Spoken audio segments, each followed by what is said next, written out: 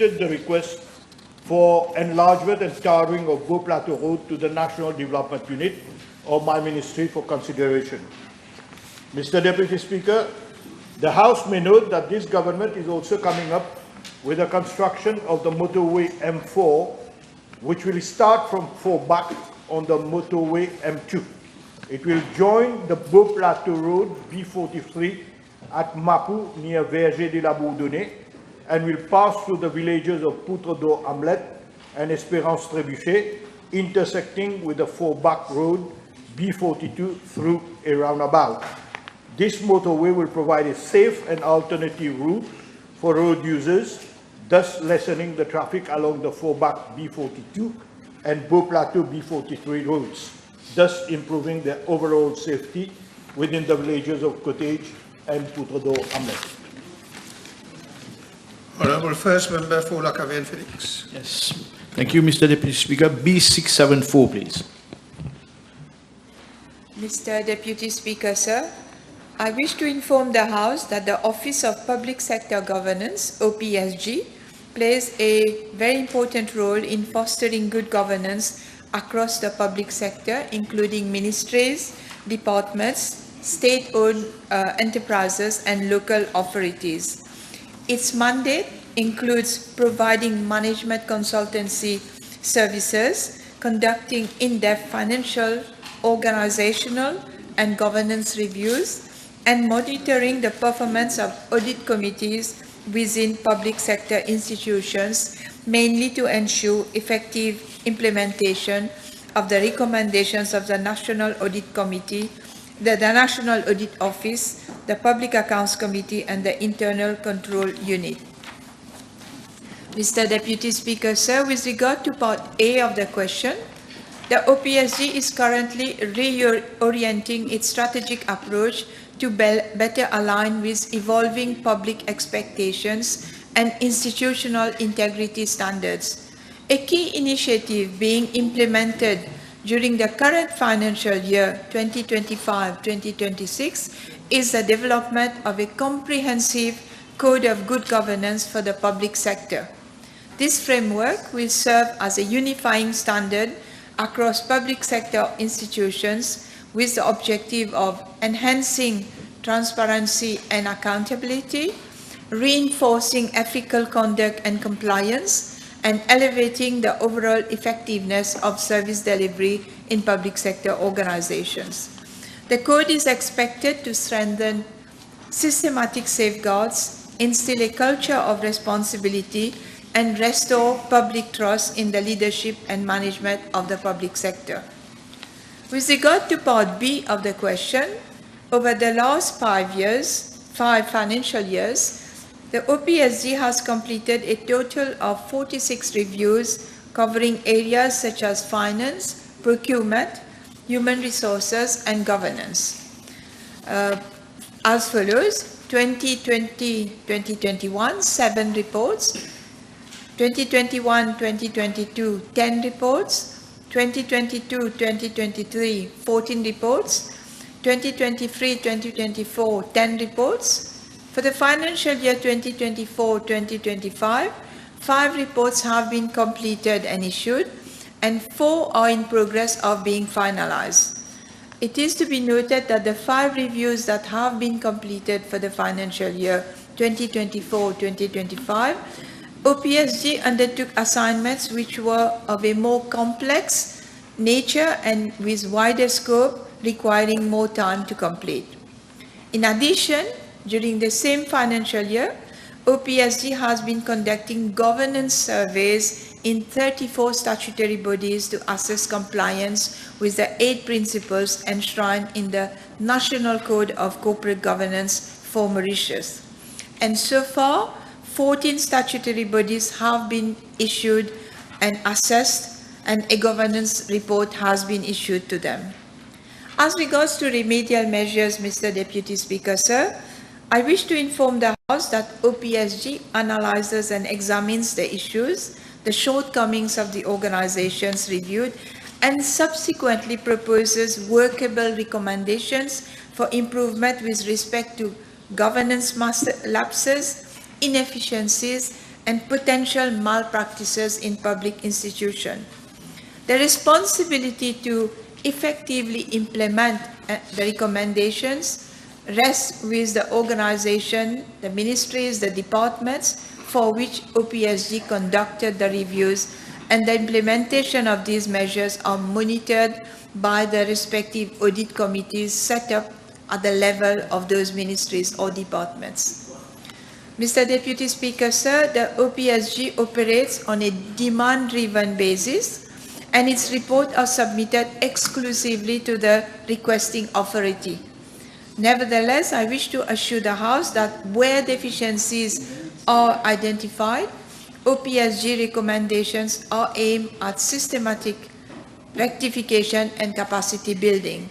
These typically include strengthening of internal controls, the revision of governance framework, and the clarification of reporting lines, including enhanced monitoring mechanism. Thank you. Yes, Thank you, Mr. Deputy Speaker.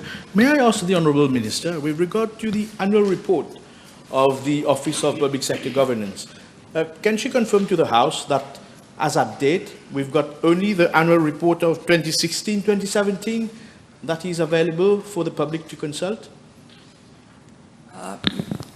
May I? Thank you. Thank you for the additional question, Mr. Deputy Speaker. So I have been informed that this department it was previously called the Management Audit Office, and they used to publish their annual reports as an entity. Since 2019, they have been transferred to as a department under the ministry, and since then, the report of the ministry includes the affairs of the OPSG. Since 2019, they are included in the annual report of the ministry. Honourable First Member for Montagne Blanche, Grande Rivière, South East. Thank you, Mr. Deputy Speaker. Sir, B675.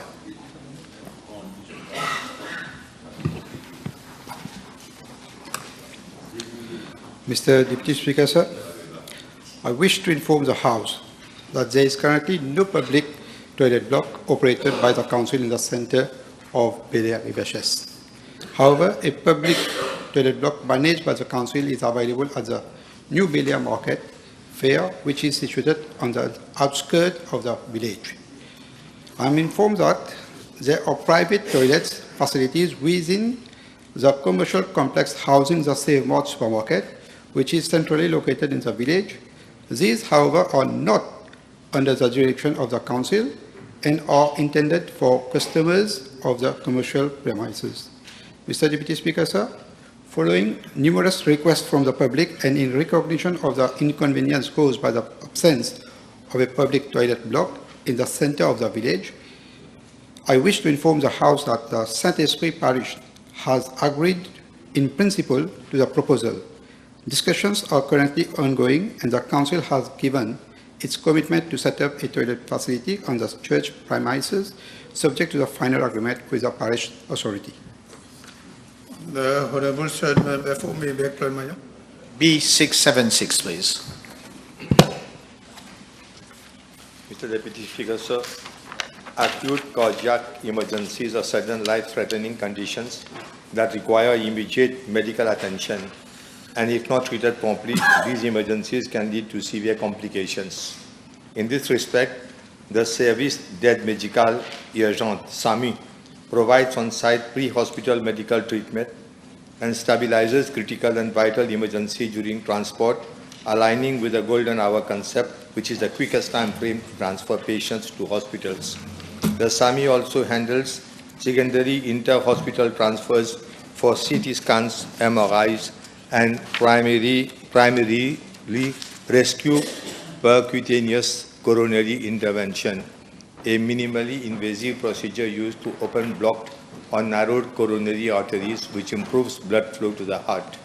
The SAMI 24/7 control room at Victoria Hospital currently manages approximately 2,000 calls daily, utilizing an efficient triage and logistic system to handle vital emergencies, including myocardial infarctions in all 5 regional hospitals. Myocardial infarction is caused by decreased or complete cessation of blood flow to a portion of the muscle of the heart. Mr. Deputy Speaker, sir, I wish to inform the House that my ministry is making provision for setting up of a trauma unit headed by emergency physicians in all regional hospitals to handle severe injuries and life-threatening emergencies. These units will provide immediate comprehensive care to patients having critical injuries from accidents and other traumatic incidents. I am informed that over the past 5 years, SAMI services based at Jawaharlal Nehru Hospital, Rosebell, has referred 170 patients, of which 41 patients were accepted for urgent primary percutaneous coronary intervention to the cardiac catheterization laboratory at Victoria Hospital. Mr. Deputy Speaker, sir, I wish to inform the House that for period 2021 to date, 129 cases which were supposed to be undertaken have urgently been given the appropriate treatment of thrombolysis with tenecteplase in the SAMI ambulance itself. This medication dissolves blood clots for such cases. The patients was then admitted for appropriate follow-up, treatment and care. I wish to inform the House that since government took office, necessary has been made for a cath lab at Jawaharlal Nehru Hospital, and same will be operational within 1 month's time. During the last 10 years, there has been no increase in the number of ambulances, and I am informed that currently 8 ambulances and 6 SAMI are awaiting repairs. Therefore, I wish to inform the House that this government is taking strong initiatives to renew these ambulances and SAMI vehicles, and as such, 6 new vehicles are expected to upgrade the services. Moreover, I wish to inform the House that much efforts are being made to streamline the coordination between the SAMI services and the cardiac units so as to minimize delays and improve outcomes for cardiac emergency cases for the benefits of the population. Yes, Honorable Ganga. Thank you, Mr. Minister. 41 cases have been catered out of 170 cases, which is not adequate in case of emergency percutaneous coronary interventions. Maybe later the Minister could provide the House with information about the number that have been refused and also the reasons for the refusals of the interventions. Thank you. Mr. Deputy Speaker, sir, I have mentioned that 170 patients were referred, 41 patients were accepted for urgent primary percutaneous coronary intervention to the cardiac catheterization laboratory, and the rest, 129, they have been taken urgently. They were given appropriate treatment. They were not rejected. Appropriate treatment of thrombolysis. I am not a doctor myself, but I am made to understand that our ICU units, SAMI, they are themselves they are moving ICUs throughout the country, and they undertake all urgent action that needs to be taken, that were taken, and care was given to those patients. And I have also mentioned that we are going to acquire more SAMI vans so that we can cater to the needs of more patients. Honorable First Member for Montagne Blanche, Rivière Southeast. Deputy Speaker, sir, B677.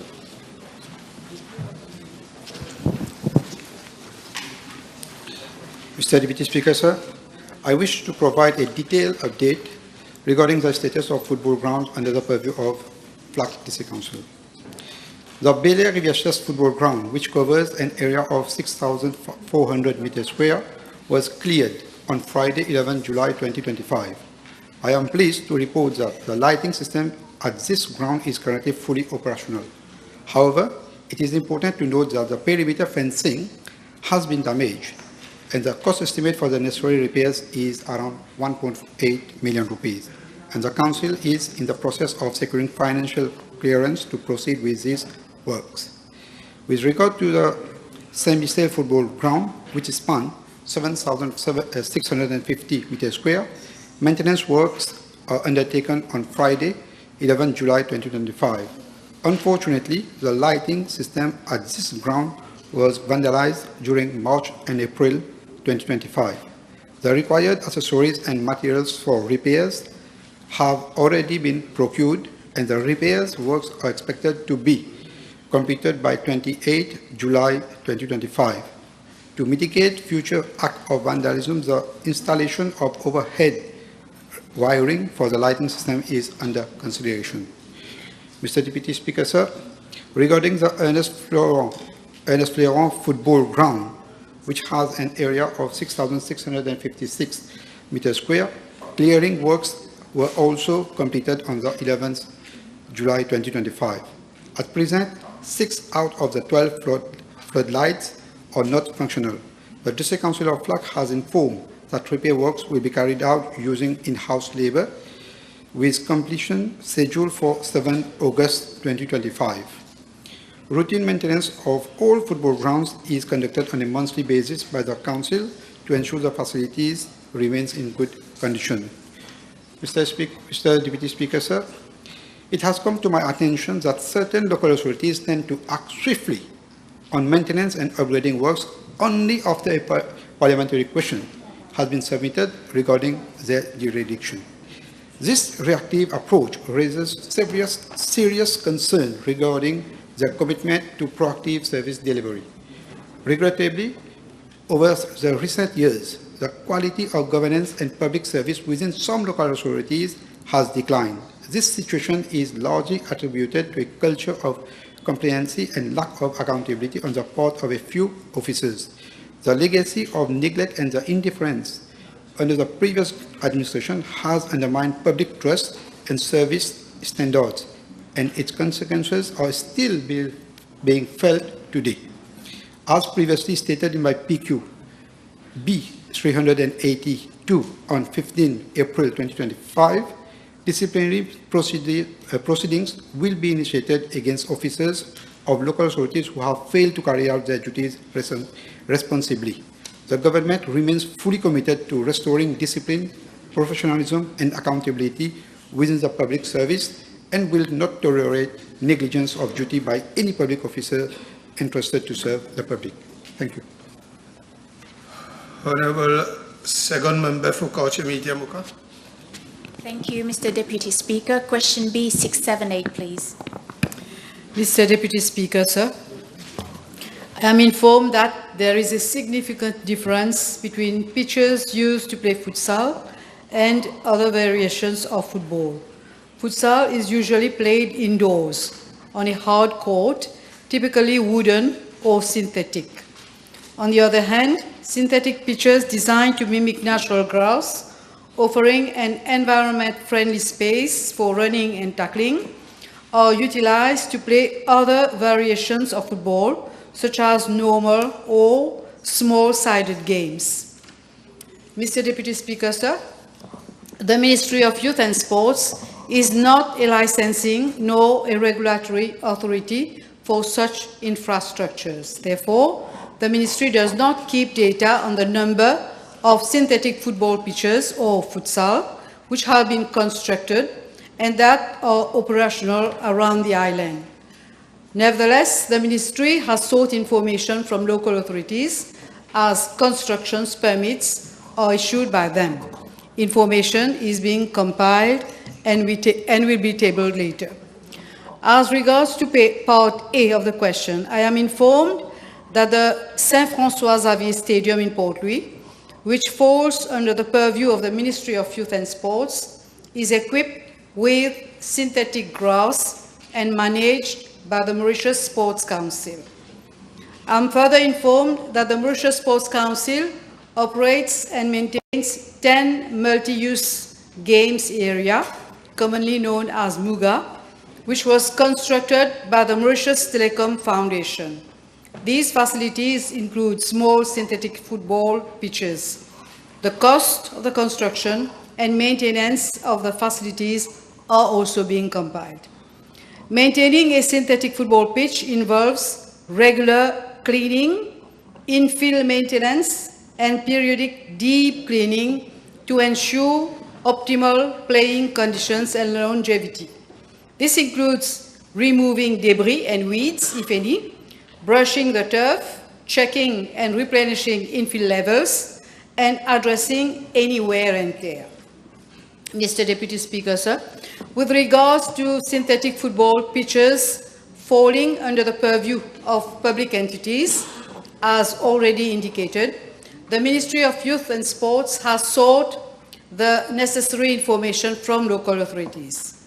Regarding Part B of the question, I am informed by the Mauritius Sports Council that there are no reported cases of physical injuries sustained by users of the 10 Mougars or at Saint-François-Xavier Stadium.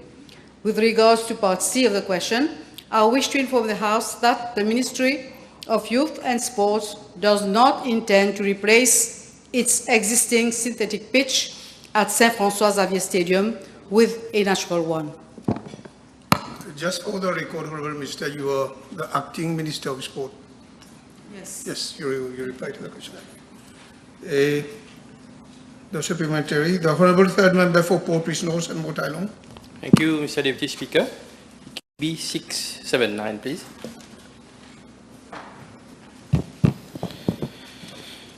Mr. Deputy Speaker, sir, I am informed by the Municipal City Council of Port that there are currently 79 green spaces, 9 public gardens, and 44 children's playgrounds under its jurisdiction. These sites are maintained and embellished by the Council's in-house workforce.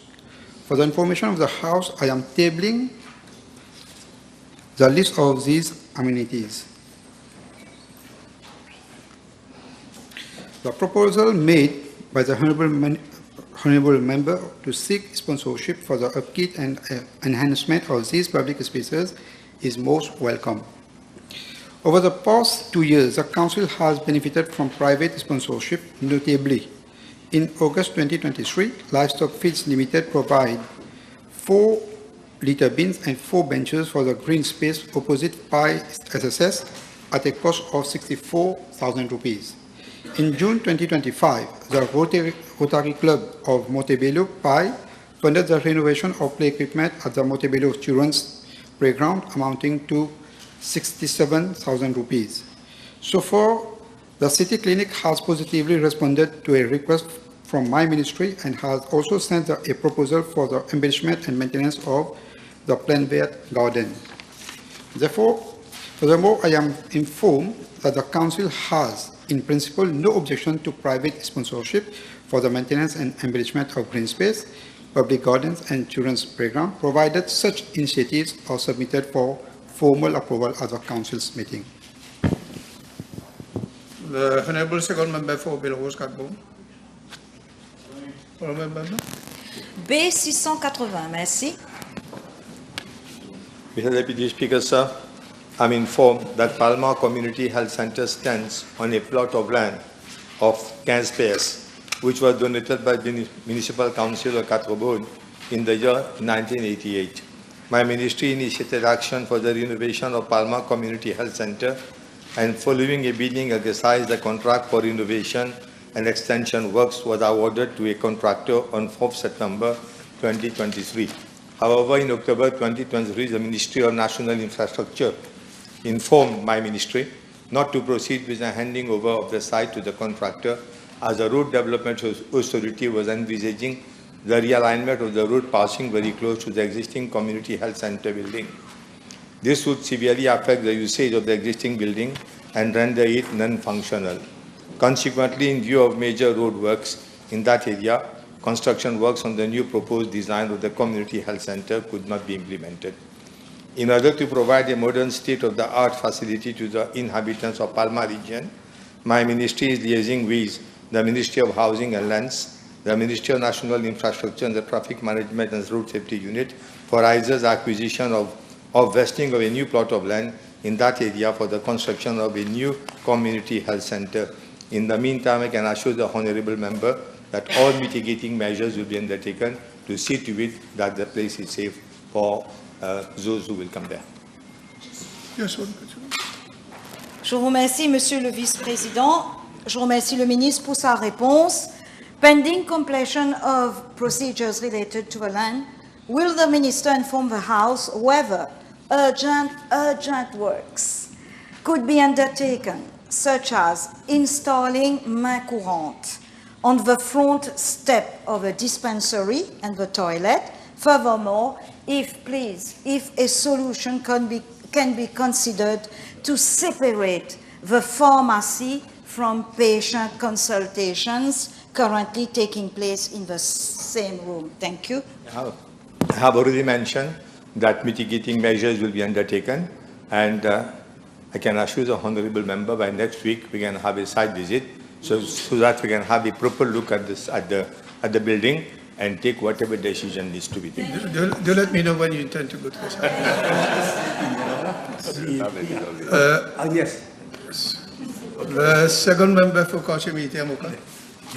Thank you, Mr. Deputy Speaker. Question B681, please. Thank you very much, Honourable Member. Mr. Deputy Speaker, sir, with regard to first part of the question, the total revenue obtained by government in respect of the tuna fishing industry over the period 2019 to 2024 amounts to 537,516,875 rupees. The revenue derived is from payment of the following: license fees of 382 million rupees by 780 registered fishing vessels, and tonnage fee of 156 million by foreign-owned Mauritian flag fishing vessels exporting tuna and tuna-like species, fish species. I'm informed that these 780 licenses were issued to the following categories of fishing vessels. 1, 294 licenses to fishing vessels under the Sustainable Fisheries Partnership Agreement with the European Union. 205 licenses to fishing vessels under the Mauritius-Seychelles Reciprocal Fishing Agreement. 311 licenses to fishing vessels not under any fishing agreement, and 470 licenses to Mauritian semi-industrial fishing vessels. Now, the tonnage fee was paid by foreign-owned Mauritian flag vessels operating in the industrial tuna fishery, exporting tuna and tuna-like fish species. Mr. Deputy Speaker, I'm tabling detailed information on the 780 fishing licenses issued to fishing vessels and revenue derived therefrom, as well as the applicable tonnage fee for the period of 2019-2024. Mr. Deputy Speaker, sir, with regard to the second part of the question, the forms in which the revenue was obtained in respect of the tuna fishing industry is mostly through bank transfer. The Honourable First Member for Port Louis North and Mortailon. Merci, Monsieur le Vice-président. Question B, 682. Merci. Mr. Deputy Speaker, sir, I wish to inform the House that in accordance with Section 8 of the National Pensions Act 1976, the criteria for someone to benefit from an invalid's basic pension is that the person should suffer from a disability of at least 60%, which is likely to last for a period of at least 12 months, and he should be under the age of 60 years. First, let me inform the Honourable colleague of the constituency Port Louis North, Mortailon Port Louis North, that it would be inexact to state that the invalid basic pension to which the minor BCGAL was entitled was discontinued when he proceeded for overseas treatment. As a matter of fact, I am informed that a claim for invalid basic pension in favor of the minor was made on the 23rd May 2024. He was convened for medical assessment on the 4th of July 2024, 4th September 2024, and 5th November 2024, but he did not attend the medical board. Consequently, he was reconvened for medical assessment by the medical board on the 16th December 2024. On the 27th January 2025, he was recommended for the basic invalid pension for 1 year with effect from May 2024, date of application to April 2025. The first payment of 169,000 rupees was made by check on the 3rd of February 2025, representing payment from May 2024 to February 2025. I am further informed that the minor was reboarded for renewal of the Invalid's basic pension on the 14th May 2025, and same has not been recommended by the medical board. Following a disallowance notice issued to the minor, an appeal was filed on the 16th of June 2025, and the medical appeal tribunal hearing has been scheduled for 23rd July 2025.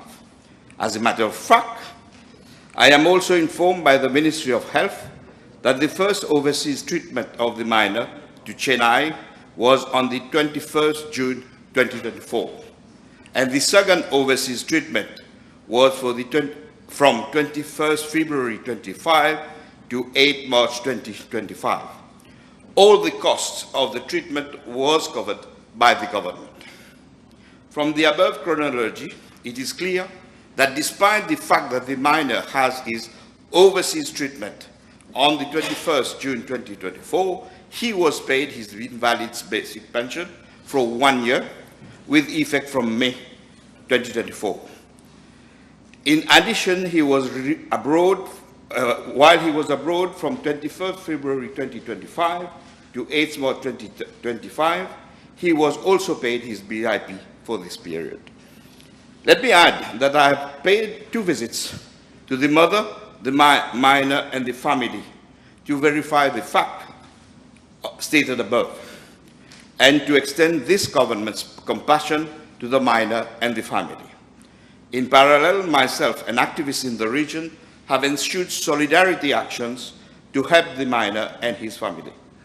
Furthermore, given that this case is considered a hardship case by the National Empowerment Foundation, it has been decided to allocate a proper NHDC housing to the family and the minor. My dear honorable colleague can rest assured that I, as a caring member of the National Assembly, representing constituency number 4, and as a caring minister of a caring and a responsible government, we will always display kindness and humanism and assume our responsibility to our fellow citizens' well-being and dignity. Thank you, Mr. Deputy Speaker, sir. Yes, you have one supplement. Merci, Monsieur le Vice-président. Merci à mon collègue ministre pour la réponse. Comme vous le savez, c'est un cas très déchirant.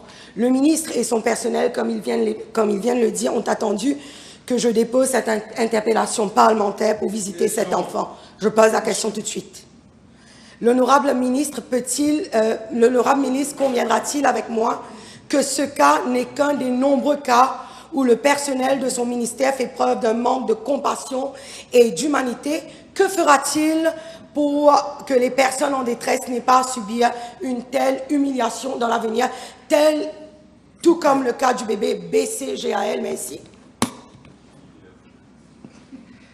I refer to my colleague, the statement I made to the National Assembly during the last session to address the various issues that prevailed during the last 10 years and to address it with deep and profound reform that this government will be bringing to the law regulating and determining national invalid pension benefits and invalid pensions and benefit. The Honourable Second The change will come.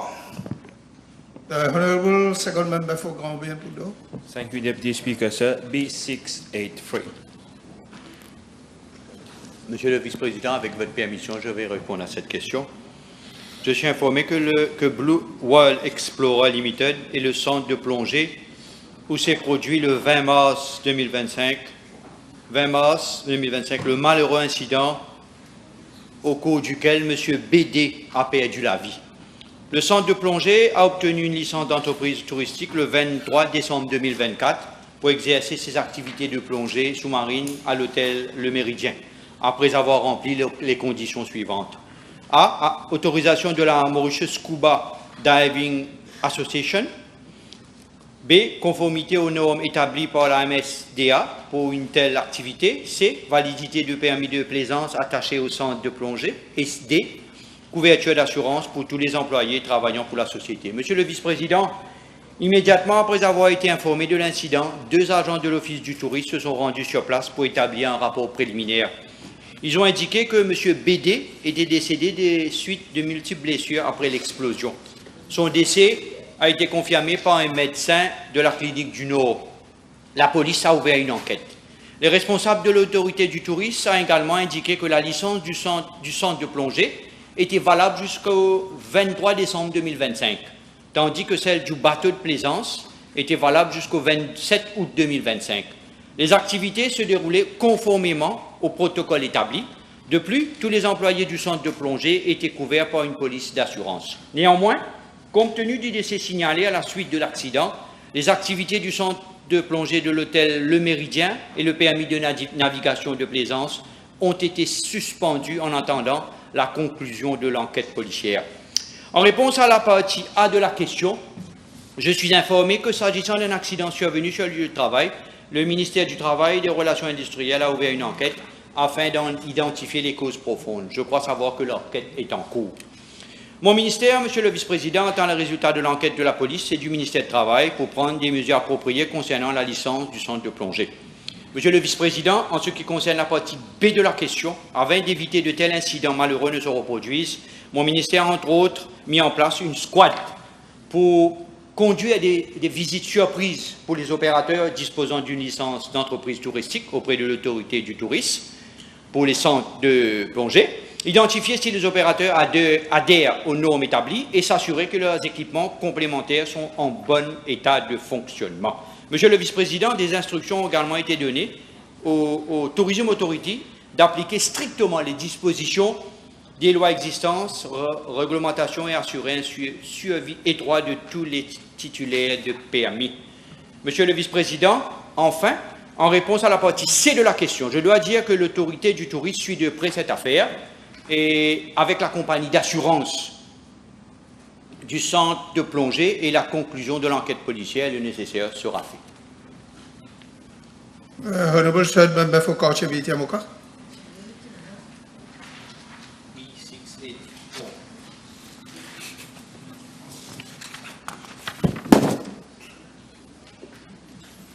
Mr. Deputy Speaker, sir, as highlighted in my previous reply to parliamentary question B489 on 13 May 2025, the Saint Mountain Dam Leisure Park project at Coeur was approved during the year 2017-2018 financial year under the previous administration.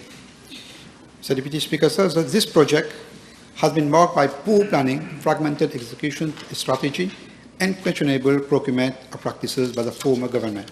Instead of adopting a streamlined and transparent design and build model, which would have ensured better coordination, timely delivery, and cost control, the previous administration split the project into multiple components.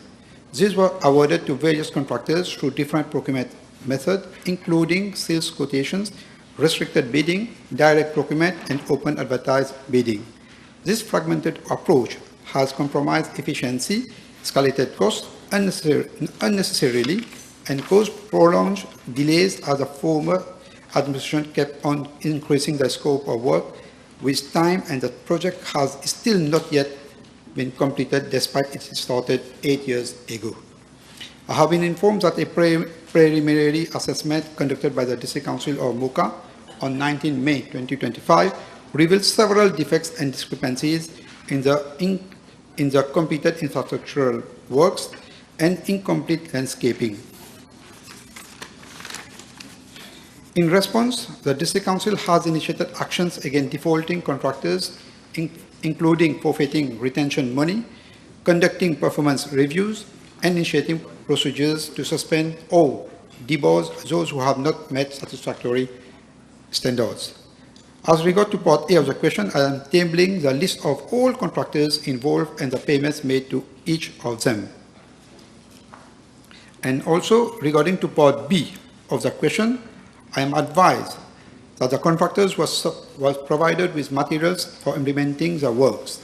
I am also tabling the list of materials supplied by the District Council of Mocha to the contractors.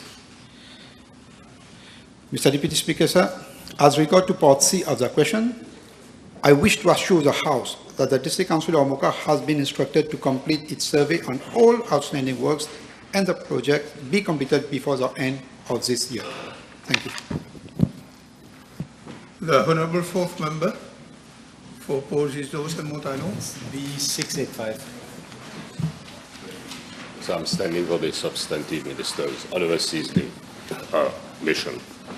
Mr. Deputy Speaker, sir, the Republic of Mauritius is represented worldwide through a network of 19 diplomatic missions, 1 consulate general and 1 consulate.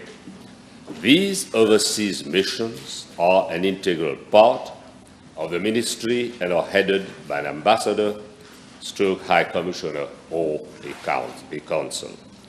With regard to part A of the question, I am hereby tabling the information on the number of missions currently in operation with the names of the heads. There are currently 3 ambassadors in post, and the other missions are being headed by diplomats acting as chargé d'affaires. With regard to details of the remuneration and allowances paid, they are governed by the PRB report. With respect to Part B of the question, I am tabling the annual operation costs incurred in respect of each mission over the past financial year, including rental charges and other staff-related expenses. With regard to Part C, Mr. Deputy Speaker, sir, of the question, the government does not envisage to have any reduction in the number of missions.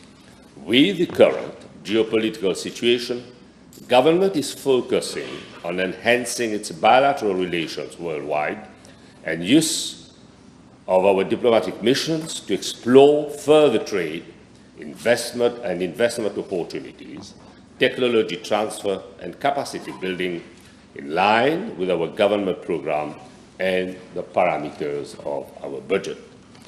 Mr. Deputy Speaker, sir, rather than reducing the number of missions, we're maximizing efficiency, reducing unnecessary expenditure, and making optimal use of resources. Yes. The Honourable Minister.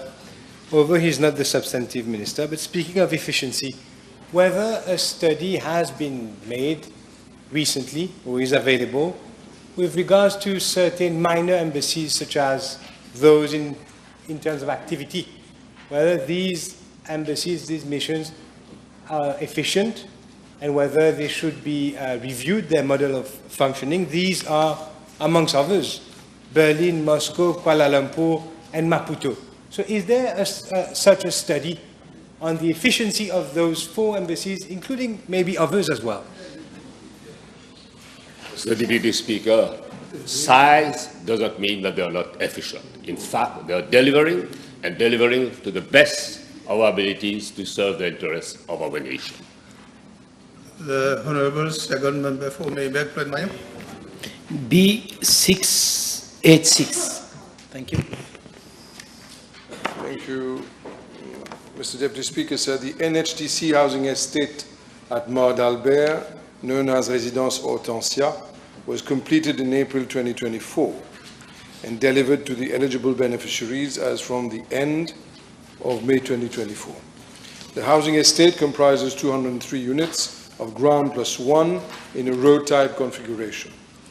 With regards to Part A, I am informed that by the NHGC that to date, out of the 203 housing units, 181 are occupied, 2 housing units have not yet been allocated, and the initial beneficiaries have declined, the offer, and 20 beneficiaries are currently carrying out fit-out and external improvement works prior to moving into their houses. As regards Parts B, given that the housing units at Residence Hortensia are individually owned, the housing estate is not governed by a règlement de copropriété, and thus there is no syndic. The residents are responsible for the upkeep and maintenance of their property. The NHDC has in March 2025 requested the District Council of Grand Port to take over the multi-purpose hall and the commercial space at Résidence Hortensia. The previous government had not made any preparations whatsoever with regards to those particular issues. A reply is now awaited from the relevant district council, and my good friend, the Minister of Local Government, has been made aware of same. In the meantime, the NHDC is ensuring the maintenance of the green spaces, children's playground, and the other shared facilities and amenities. Allow me to add, however, that this is the way that things were planned by the previous regime. However, I am of the view that it is the responsibility, and it should be the responsibility of the local authority to maintain the children's playground as well as the other facilities there. But it is also the responsibility, once the internal roads of any such estate is declared public, that it is and should be the responsibility of the local authority to maintain the roads and to clean the places, because there are too many places that are not being maintained by the local authorities. The reason being so is that the previous regime has tried to remove them from the ambit of the responsibility of the local authorities. So if we are to work together as a team, we will be able to manage all those problems. Yes, Honorable. Yes, thank you to my colleague, Mr. There is a social welfare hall in this residence which have never been opened for the inhabitant. Can the minister see if needful can be done so that these people can have social community activities? The whole idea of that particular multi-purpose hall is precisely for the residents for it to be used. That there is, therefore, in my humble view, even though the previous government had decided that there shall be no syndic within such a property, I am of the view, and logic dictates, that there should be a syndic. Because if there is no syndic, who will maintain the multi-purpose hall? Because it is only for access to the residents of that place. So there should be a syndic. And the syndic and I take advantage of this, Mr. Deputy Speaker, sir, to pass the very important message, is that not only are we trying to revamp and reform the whole idea of managing and maintaining those residential estates, NHDC and SLD, but we have to continue with the new scheme that we're coming up with, mentioned in the budget, but the people with the syndic have to take the responsibility of contributing. A majority of them do. But it is important that all of us, if you get good service, they will clearly pay. Thank you. Next question. The Honorable Third Member for Portruis North and Mortailon. Thank you, Mr. Deputy Speaker, sir. PQB 687, please. Mr. Deputy Speaker, sir, with your permission, I will reply to this PQ on behalf of my colleague, the Substantive Minister of Information Technology, Communication and Innovation. I thank the Honourable Member for showing such enthusiasm regarding the mobile app Coeur. Let me inform the House that this new app is still at its conception stage. Consultations are ongoing regarding both the features of Coeur and the services that will be available thereon. At this stage, only the name, logo, and tagline of the mobile app have been reserved with the Industrial Property Office of the Ministry of Foreign Affairs, Regional Integration, and International Trade. Once this app Coeur is ready, it is only then that it will be correct for the Ministry to provide ample information about sale. Thank you. Yes, May I ask the Honourable Minister whether there are measures that are being considered to encourage members of society to get registered with the new application? Yes. I think the Substantive Minister will take charge of that. Okay. The Honourable First Member for Pito-Henri-Vieux-du-Roi. Thank you, Mr. Deputy Speaker, sir. B688. Mr. Deputy Speaker, sir, with regard to Part A of the question, which requires detailed statistical information, I'm proposing, with your permission, to table this part of the answer. Regarding Part B of the question, I wish to inform the House that in line with government's vision as stated in Government Programme 2024-2029, to position Mauritius as a globally competitive and vibrant higher education hub, my ministry, in collaboration with the various institutions operating under its aegis, has initiated focused actions to develop appropriate strategies for promoting Mauritius as a destination of choice for higher education.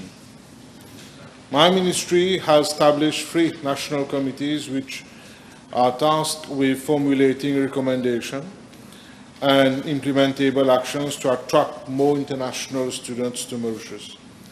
The committees are, namely, internationalization of higher education, branding and marketing of higher education, and Study in Mauritius platform. Mr. Deputy Speaker, sir, these committees, following extensive consultations with various stakeholders, presented their findings and recommendations at the Higher Education Summit, which was organized by my ministry from 4 to 6 June 2025. The recommendations are presently being translated into an action plan under the Study in Mauritius banner, and as an immediate step to develop a roadmap for attracting international students from key regions. Mr. Deputy Speaker, sir, a holistic approach is being adopted to promote the Study in Mauritius and internationalization initiatives, and these comprise, among others, facilitations regarding visa and work permit policies, simplification of application processes, and the introduction of post-study work visa framework to retain talents. Language support, cultural adaptation, access to health services, student orientation, and housing standards tailored to international needs, and promoting transnational education through joint degrees, academic exchanges, and virtual mobility programs. Yes. Thank the Honourable Minister for such an elaborate reply. Could the Honourable Minister also inform the House which countries are being targeted by the campaign to study in Mauritius campaign? Thank you. Initially, Mr. Deputy Speaker, sir, we are targeting countries like Zimbabwe, where we're already having a large number of students coming to Mauritius, Zimbabwe, Botswana in Africa, and in Asia, we're targeting Nepal and Indonesia. Thank you. The Honourable First Member for Portris North and Moutaillon. Merci, Monsieur le Vice-président. Question B 689. Mr. Deputy Speaker, sir, I wish to inform the House that the setting up of an incinerator at Creve, a plot of land measuring 1,200 square meters, was acquired by the District Council of Pamplemousses from Teri on 29 September 2022 for a token sum of ₹1. The proposed project involves the construction of a concrete building to accommodate an LPG fire human incinerator, along with a toilet block and other associated amenities. The initial estimated cost of the project is ₹26 million. The District Council of Pamplemousses launched an open national bidding exercise on 19 February 2025 with a closing date of 3rd March 2025. A total of 5 bids were received and opened on 4th March 2025. The evaluation exercise was conducted at the level of the Council. The lowest evaluated substantially responsive bid was submitted by R1 Enterprise Limited for a total amount of ₹26,097,812 and cents 50, inclusive of VAT. As this amount slightly exceeded the initial project estimate, an additional sum of $97,812 and 50 cents was requested from my ministry. Approval for the additional funding was granted and formally conveyed on 26 June 2025. In line with Section 40, Part 3 of the Public Procurement Act, notification letters were issued to both the selectors and unsuccessful bidders on 3rd July 2025. As no challenge was received within the prescribed delay period, the contract will be awarded to the lowest evaluated responsive bidder by 18 July 2025. Mr. Deputy Speaker, sir, following the signing of the contract, the contractor will have 14 days to take possession of the site. Works are expected to begin by the end of August 2025 and will be completed within a period of 12 months, that is by August 2026. Thank you. The Honourable First Member for Pitong Rapport. P690. Thank you. Thank you very much, Honourable Member, for putting the question. Mr. Deputy Speaker, sir, I will seek your indulgence because the reply is so long that I might as well circulate. Thank you. Thank you. You have a supplementary? No, supplementary. Honourable Third Member for Bobassa, Petite Rivière. P691, please. Mr. Deputy Speaker, sir, the National Cancer Centre currently manages approximately 21,000 active cancer cases. According to the latest National Cancer Registry, which is published annually, a total of 2,841 new cancer cases were diagnosed in Mauritius during the year 2023, comprising 1,205 cases among males and 1,636 cases among females. The primary focus for treatment at National Cancer Centre includes blood cancers and solid tumors. Solid tumors are abnormal tissue masses that develop in organs or tissues. The NCC in Mauritius provides comprehensive treatment for the most common cancer diagnosed in the country. Among males, the center treats cancers of the prostate, colorectal region, lung, stomach, ENT, head and neck. For females, NCC offers specialized care for breast, colorectal, endometrial, ovarian and cervical cancers, which represent the main cancer type affecting women in Mauritius. A total of 295 cancer patients have received treatment at the radiotherapy department of NCC. Major modalities of treatment include also chemotherapy and surgical oncology. I am informed that chemo sessions are predominantly conducted at NCC with 1,200 sessions per month and 1,500 chemotherapy sessions delivered monthly across the island in all regional hospitals. Since government took office, I took note that all equipment were lying idle. Consumables and medicines had expired and no surgery was being carried out.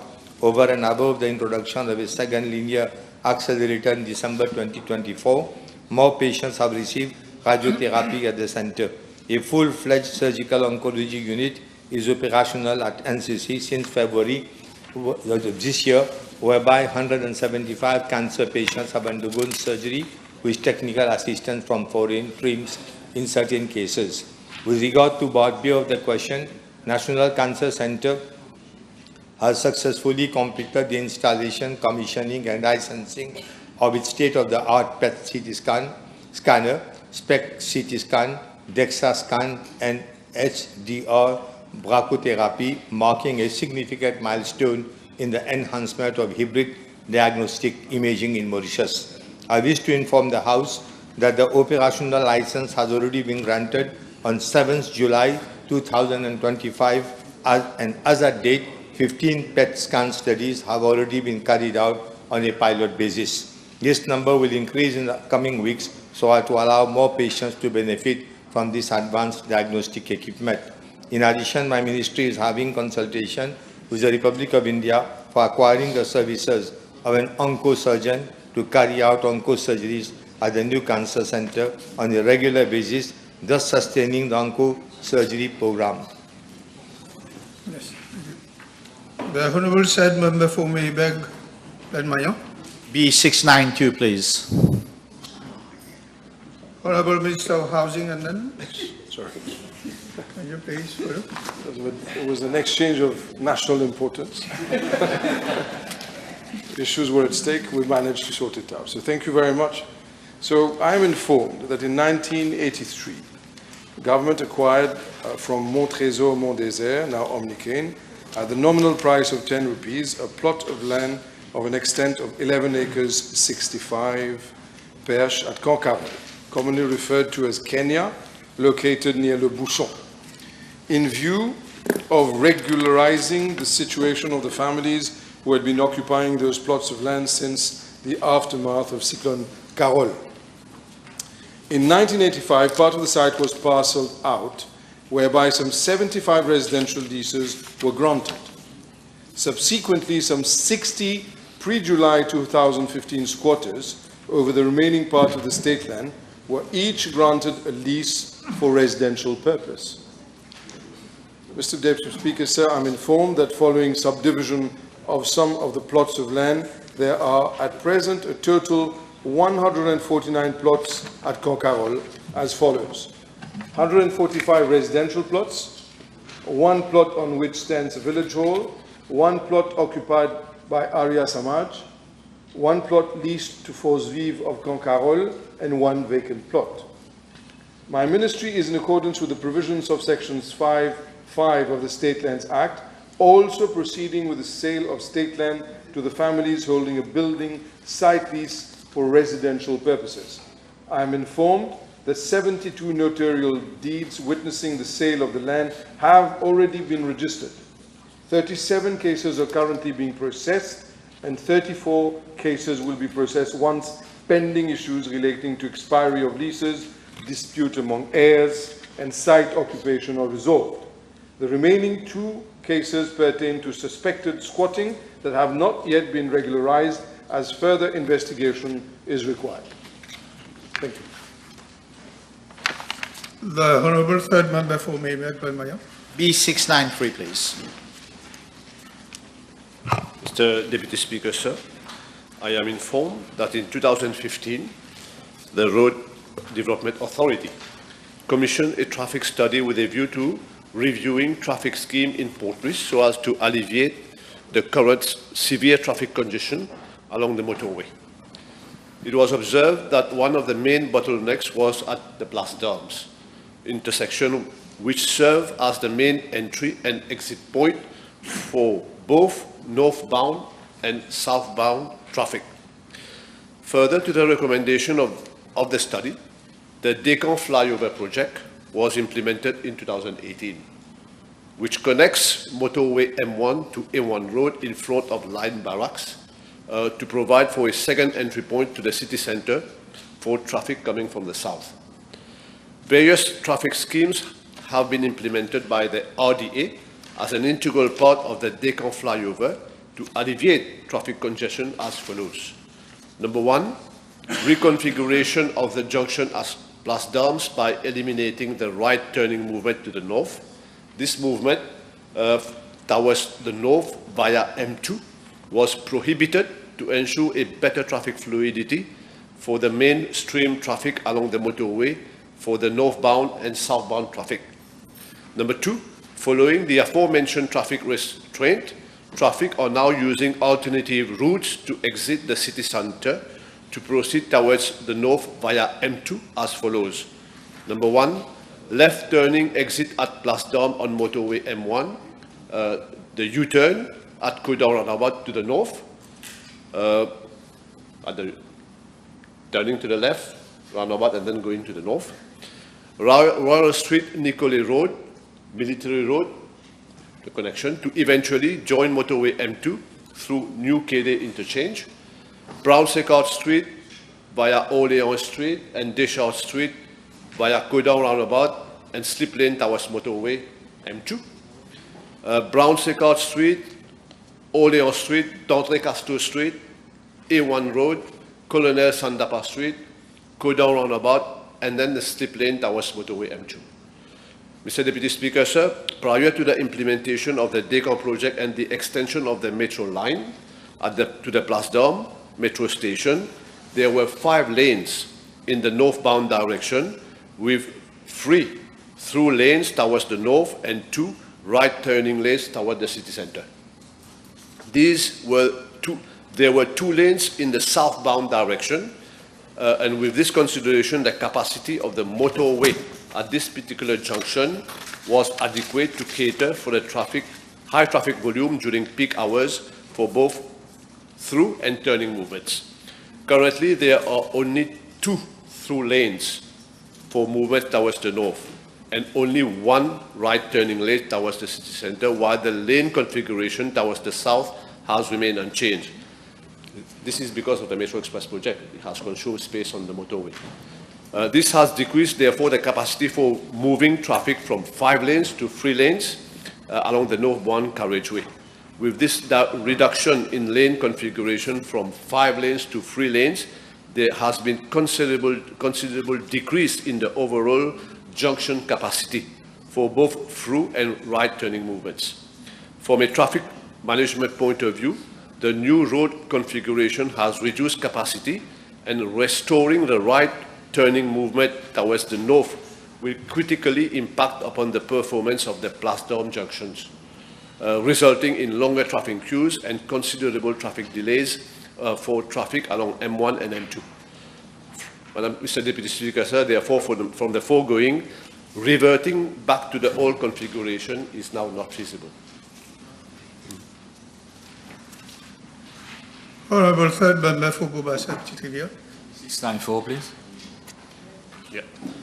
Mr. Deputy Speaker, sir, with regard to part A of the question, I am tabling the requested information which was obtained from the National Land Transport Authority. As regards part B, I am informed that the regulator has already started working on the proposals to review the existing methodology used for the calculation and payment of the free travel subsidy. I am made to understand that the current formula, which dates back to the introduction of the free travel scheme in 2005, is primarily based on fixed amounts for different routes and the estimated fleet utilization for each operator. As such, payments to the bus operators are made as follows. National Transport Corporation, estimated time rate of utilization, 78%, UBS, 77%, Triolet Bus Service, 88%, Rosil Transport, 77%, MBT, 90%, individual bus operators, including Rodrigues, 90%. The monthly fee travel compensation for individual bus operators for the different routes, including Rodrigues, range from 37,750 to 71,500 monthly, that is. However, with the forthcoming implementation of the fleet management system, which will enable real-time monitoring of bus operation, including number of trips performed and distance travel, the NLTA will be able to effect the payment of the free travel compensation more rationally, fairly, and judiciously, since payment will be based on a trip basis. As such, Deputy Speaker, sir, the fleet management system will undoubtedly allow for subsidy calculation based on the actual number of trips completed, thereby ensuring greater accountability, transparency, and alignment with level of service delivery, and therefore better value for money for taxpayers. Thus, the revised formula, along with the support of the FMS, will soon put a full stop to the current state of chaotic affair. It's quite chaotic, which has perpetuated and worsened over the last decade. Here I would like to emphasize on statistics which showcase that. Number one, there has been an increase of 51% in our vehicular fleet since 2015 to date, which registered at the NLTA. It was 486,000 plus, now it's 733,000 plus. So therefore, one would expect more people to use vehicles than buses. So therefore, nothing has been done over the last 10 years. And I'm questioning that now. And number two, the number of buses licensed with the road service licenses has decreased by 100 buses in the last 10 years. Number three, the Metro Express has been introduced since 2020, and it commutes some 40,000 passengers per day. So one would expect less people traveling by the bus. Despite the aforementioned figures, the payment mechanism and quantum for the free travel compensation have remained almost unchanged, and I condemn this irresponsible disbursement offence over the last 10 years. This is why, Deputy Speaker, sir, I maintain that the fleet management system will be a game changer. A sum of 70 million rupees for first time ever has been catered for in this current budget exercise. The consultant has finalized the document, and same is expected to be launched soon. Furthermore, a consultation exercise has been fixed for Thursday, 24 July 2025, wherein all concerned stakeholders, including bus operators mostly, will be briefed on the fleet management system, the forthcoming bus services bill, as well as the introduction of the cashless ticketing system, which also is in the list of projects in the pipeline for my ministry. The above will undeniably bring a paradigm shift in the quest for modernization of the land transport as provided for in Government Programme 2025-2029. Yes. Merci, Monsieur le Vice-président. Par rapport à la décision du gouvernement de repousser l'âge de la retraite à 65 ans, l'honorable ministre peut-il nous dire si la pension de vieillesse, pardon, merci de repousser la pension de vieillesse à 65 ans. L'honorable ministre peut-il nous dire comment il compte s'y prendre en ce qui concerne les personnes du 3e âge, justement, qui voyagent gratuitement par autobus? Y aura-t-il des changements à ce niveau? Insofar as this concern, I think there's no need for concern on this. There's no change. The Honourable First Member for Montaille Blanche, Gondry-Viès. Thank you, Mr. Deputy Speaker, sir. B695. Yes. Mr. Deputy Speaker, sir, I am informed by the NLT. If your answer is long, we can circulate it. It looks very well. It's quite long. Yeah, but circulate it, please. Can I read the essential part then? No, circulate it. My friend will. So please, there you are. Your supplementary question? The supplementary. The second member for Kochim Itiamuka. Thank you, Mr. Deputy Speaker. Question B696, please. Mr. Deputy Speaker, sir, let me at the outset convey my gratitude to all supply teachers who have helped my ministry to palliate the shortages of academic staff and ensure that classes are not left unattended and the students are not penalized. In fact, it has been the practice for my ministry to have recourse under delegated power to enlist the services of supply teachers both in primary and secondary schools as a contingency measure to cater for the shortage of educators who have proceeded on maternity leave, long vacation leave, leave without pay, and study leave. The availability of a pool of supply teachers is also crucial whenever gaps occur in the recruitment exercise of permanent educators, for instance, with the introduction of new subjects arising due to curriculum reforms. It is also known that supply teachers do not benefit from the same compensation or other privileges as compared to holders of permanent posts as educators, thus impacting on their motivation and resulting in low retention capacity.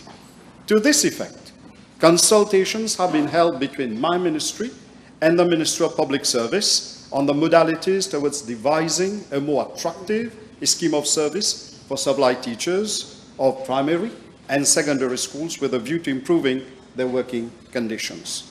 Mr. Deputy Speaker, sir, with regard to Part A of the question, these consultations have resulted in the identification by my ministry of a number of additional benefits that may be granted to supply teachers, and these have been transmitted to the Ministry of Public Service. My ministry has been informed by the Ministry of Public Service that the recommendations have already been made on the basis of our consultations to the Pay Research Bureau for consideration in the next report.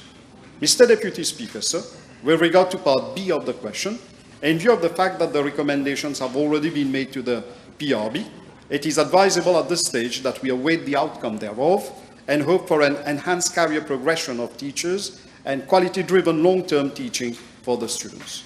Moreover, after les Assises de l'Éducation held in April this year, we are going to hold the validation workshops prior to finalizing the blueprint for the education sector.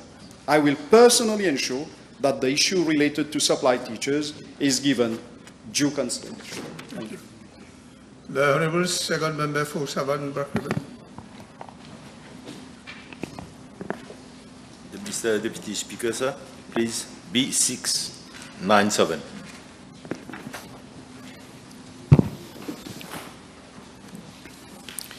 Mr. Deputy Speaker, sir, in accordance with Section 50 of the Local Government Act 2011, as subsequently amended, the responsibility of the removal and safe disposal of dead animals from public roads and other locations rests with local authorities. The burial of animal carcasses is regulated under the Animal Disease Act of 1925. At present, I am informed that there is no officially designated burial ground for dead animals under the purview of local authorities. In practice, scavenging teams collect animals' carcasses from roadsides or other locations either upon complaints or during routine inspection. These carcasses are treated with lime, sealed in plastic bags, and transported to transfer stations for appropriate disposals. I'm further informed that in 2022, a motion was made by the honourable member, who was then serving as the district councillor, to identify a burial site for deceased animals within the Suriname cemetery or another suitable location in the Savan region. This proposal is still under consideration. Mr. Deputy Speaker, sir, as regards the Ministry of Agro, Industry, Food Security, Blue Economy and Fisheries, no state land has yet been specifically allocated for the burial of pets. Nonetheless, a formal request for this purpose was submitted by the Ministry of Agro to the Ministry of Housing and Lands during the first week of July. Furthermore, the Mauritius Society for Animal Welfare, that is the MSO, operating under the aegis of the Ministry of Agro Industry, provide disposal services for the carcasses of dogs, cats, and other small animals. These services are provided upon payment, typically ranging from 1,500 to 3,000 rupees, and include both the collection and cremation of carcasses at the incinerator located at Bassarequin, Belmore. This facility operates under the Division of Veterinary Services of the Ministry of Agro and is open from Monday to Saturday. Mr. Deputy Speaker, sir, the Ministry of Health and Wellness plays an important role in ensuring that any animal burial sites comply with public health standards. I am informed that should there be any disposal or to bury pets in existing cemeteries where land is available, prior approval from the Ministry of Health is mandatory to ensure that all sanitary and public health requirements are strictly observed. Mr. Deputy Speaker, sir, environmental considerations also play an important role. The Ministry of Environment, Solid Waste Management and Climate Change, through its Solid Waste Management Division, is tasked with ensuring that burial sites do not pose any risk of environmental contamination. In particular, any proposed pet cemetery must be located at least 30 meters away from the water resources, drain, or similar features to prevent contamination and to address potential impact related to climate change. The proposal to construct a new incinerator for dead animals at Saint-Martin has been proposed in 2025-2026 budgetary framework. However, the establishment of such a facility or pet burial site would necessitate a comprehensive feasibility study and significant public investment. In addition to initial capital in expenditure, ongoing costs such as staffing, equipment maintenance, and utilities must also be considered. Mr. Deputy Speaker, sir, given the complexity of this issue, including consideration of public health, environment protection, land use, and financial implication, I am proposing the establishment of a technical committee, and this committee will comprise relatively from the Ministry of Agro, MSO, Ministry of Environment, Ministry of Health and Wellness, and my ministry. Its mandate will be to develop a comprehensive project proposal addressing the burial and disposal of deceased animals. I am personally liaised with the Honourable Minister of Agro Industry, Food Security and Blue Economy to advance these initiatives. Thank you. The Honourable Second Member for Vieux-Grand-Port. Thank you, Mr. the Deputy Speaker. Sir, it's question B/698, please. Mr. Deputy Speaker, I'm informed by the Road Development Authority that the Teri Link Road, now known as the motorway M3 Road, was initiated by the RDA on 18 February 2010 and the project completed on 30 November 2013. The cost of the initial project, comprising a total of 15.7 kilometers of dual carriageway, was 2.162 billion rupees, inclusive of VAT.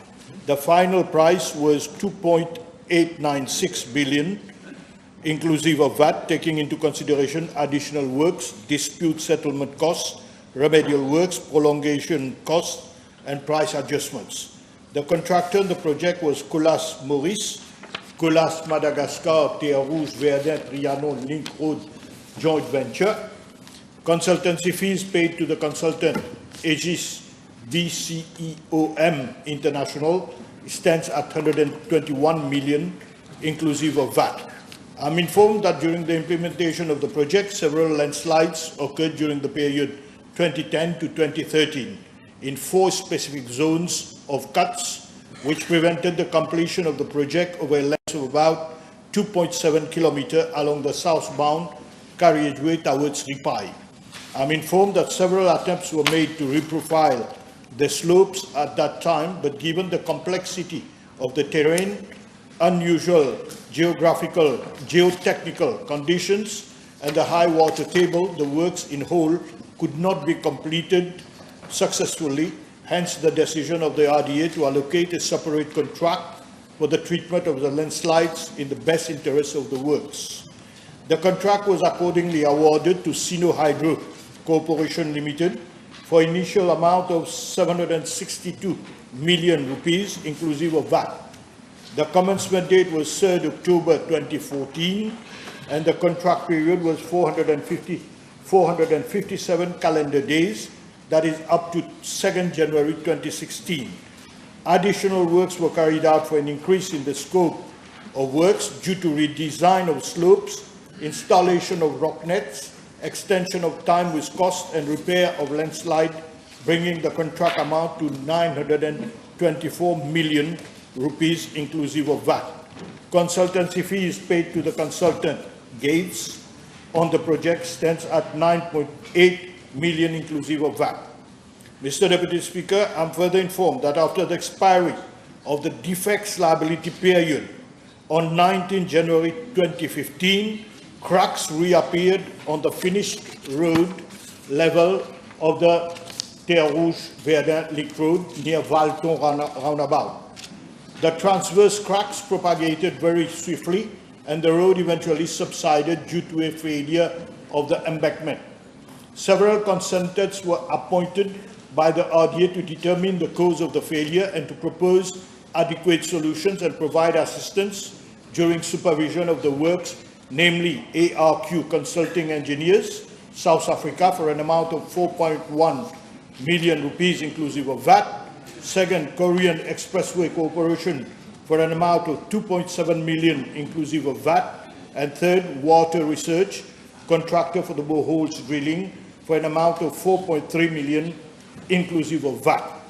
Mr. Deputy Speaker, I've been made aware that at that specific time, the professional indemnity insurance of the consultant Aegis BCEOM International was still valid till December 2015.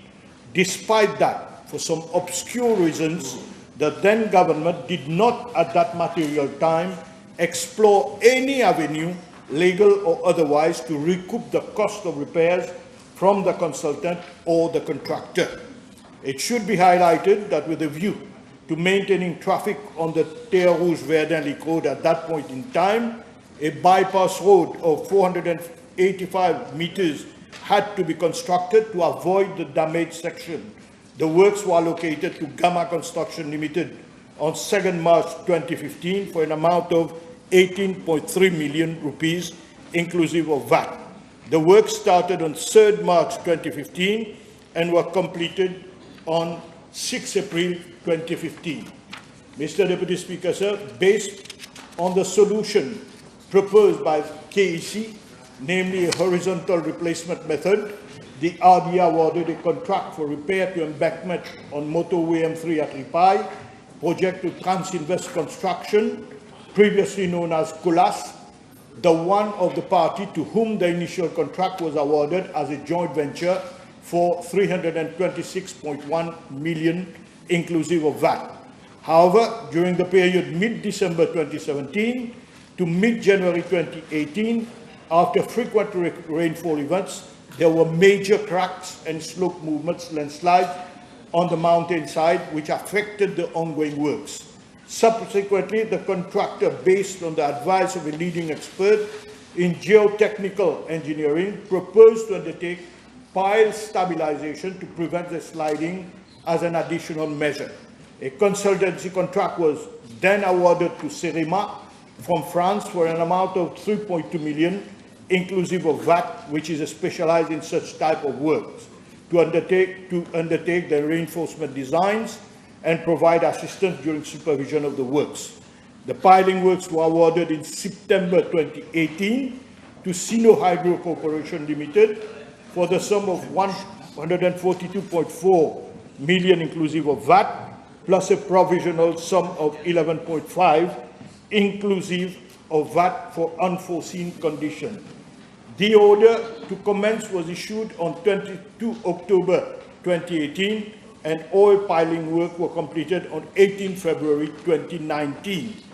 The whole repair works were substantially completed on 19 July 2019.